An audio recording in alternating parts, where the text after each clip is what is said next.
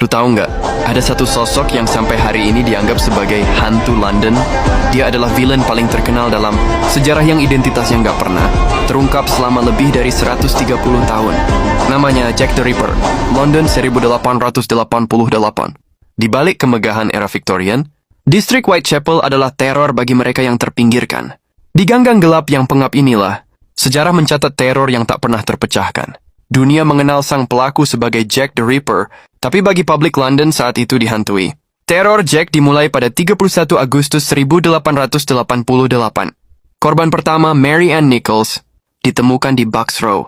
Dan hanya berselang 8 hari, Annie Chapman ditemukan di belakang sebuah rumah di Hanbury Street. Publik mulai bertanya-tanya, mengapa?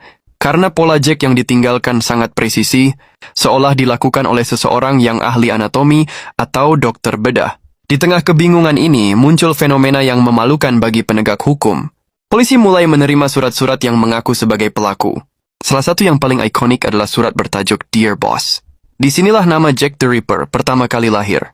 Polisi awalnya menganggap ini hanya parodi atau lelucon media, namun publik melihatnya sebagai kritik telak. Polisi dianggap sedang dipermainkan oleh Jack yang sengaja mengulur waktu. Kritik publik meledak ketika pada tanggal 30 September 1888, Jack melakukan sesuatu yang tak masuk akal. Double event.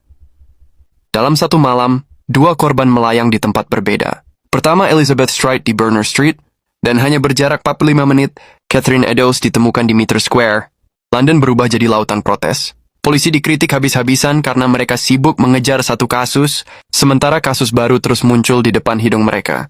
Muncul karikatur di koran-koran yang menggambarkan polisi sebagai orang buta yang sedang mencari hantu.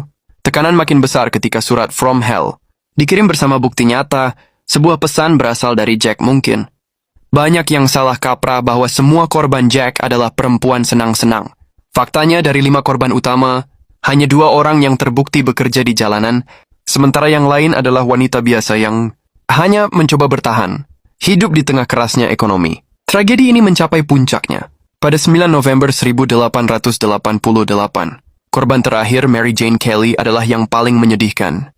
Dia adalah wanita termuda, baru berusia 25 tahun, yang baru saja pindah ke London dengan impian memulai hidup baru. Berbeda dengan korban lain yang ditemukan di gang gelap, Mary Jane Kelly dihabisi di dalam kamar kontrakannya sendiri. Setelah kejadian Mary Jane Kelly, teror itu tiba-tiba berhenti. Jack seolah menguap di telan kabut. Ada ratusan teori. Apakah dia seorang dokter bangsawan, tukang roti yang membaur dengan kerumunan, ataukah dia seorang pendatang yang segera melarikan diri? Hingga hari ini, identitas aslinya mungkin akan tetap terkunci rapat di dalam tanah.